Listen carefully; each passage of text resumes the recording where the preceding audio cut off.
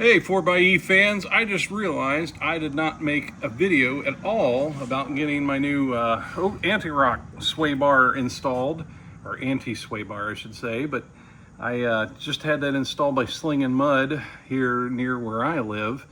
And I don't know if that's New Carlisle, Huber Heights, I'm not sure what city they are in, but just had that installed. And you know, during the process, this is a question for anybody else in the 4xe community.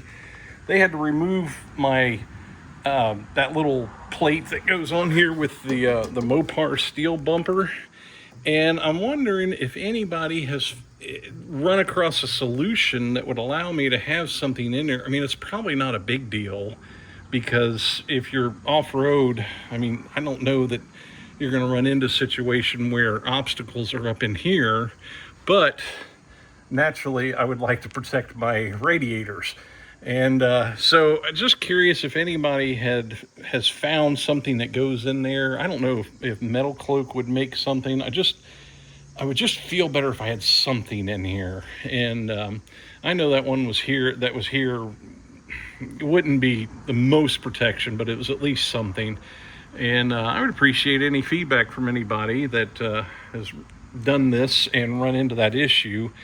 And oh yeah, by the way, don't make fun of how dirty my stuff is. So there it is. Thanks for anybody who has any input on that, or if I just need to go with a different bumper.